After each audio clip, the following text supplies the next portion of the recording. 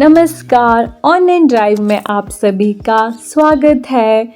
जैसा कि हमने अपनी पिछली वीडियो में आपको बताया था कि हमें मार्च तथा अप्रैल के महीने में बगीचों में क्या-क्या काम करने चाहिए, ठीक उसी प्रकार आज हम आपको बताना चाहते हैं कि हमें मई तथा जून के महीनों में क्या-क्या काम बगीचों में करने चाहिए। तो यह जानकारी जानने से पहले आप प्लीज़ हमारे चैनल को सब्सक्राइब करें तथा ज़्यादा से ज़्यादा शेयर करें।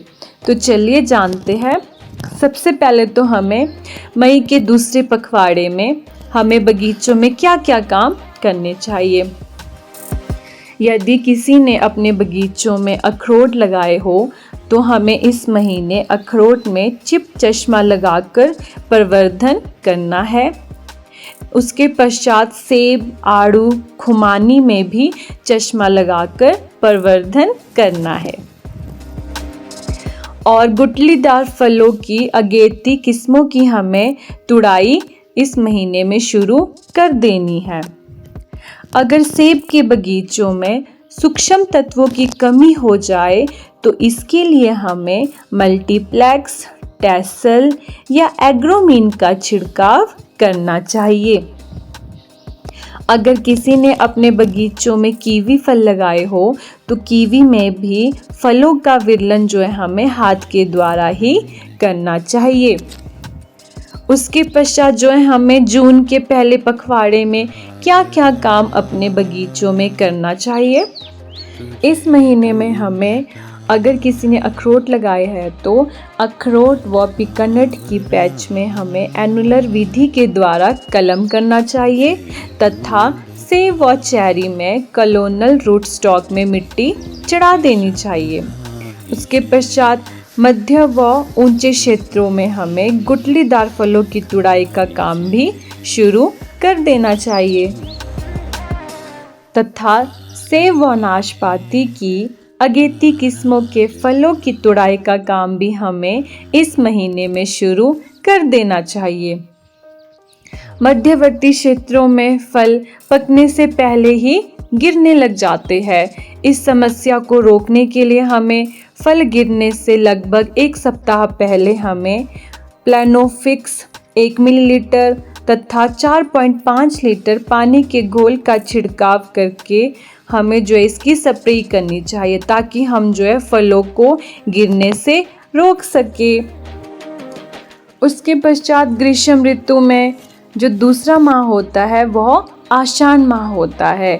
आषाढ़ माह में कुछ दिन जून के होते हैं और कुछ दिन जुलाई के होते हैं। तो हमें जुलाई के पहले पखवाड़े में अपने सेब के बगीचों में या बगीचों में हमें क्या-क्या काम करने चाहिए। तो सबसे पहले तो हमें जैसे शीतोष्ण फलों में अगर मल्च को तौलियों से हटाने का काम हमें है वो मानसून से पहले ही हमें पूरा कर लेना है। निचले मध्यवर्ती शीतोष्ण क्षेत्र में सेब की अगेती किस्मों की तुड़ाई भी हमें कर लेनी है और मुख्य किस्मों रॉयल डिलीशियस की तुड़ाई का काम भी हमें इस महीने में शुरू कर देना है।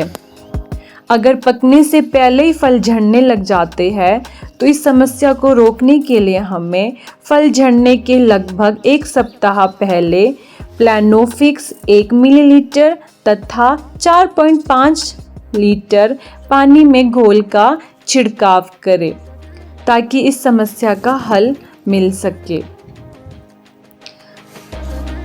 तौलियों में बरसात का पानी ना टिके इसके लिए हमें निकास के लिए नालियों को खोद देना चाहिए। सेब के पौधों की अधिक फलों से लदी होने के कारण जो है वो शाखाओं को हमें लकड़ी के डंडे तथा रस्सी से सहारा देना चाहिए। कई पेड़ों में बहुत अधिक मात्रा में सेब लग जाते हैं जिसके कारण जो है वो पेड़ों की टहनियाँ झुकने लगती है। तो इस समस्या के लिए हमें जो है उन टहनियों को लकड़ी का सहारा देना चाहिए या फिर रस्सी से उन्हें बांध देना चाहिए। ओलों से बचने के लिए अगर हमने अपने सेब के बगीचों में जालियां लगाई हो तो हमें जो वो इस महीने में जालियों को उतार देना चाहिए।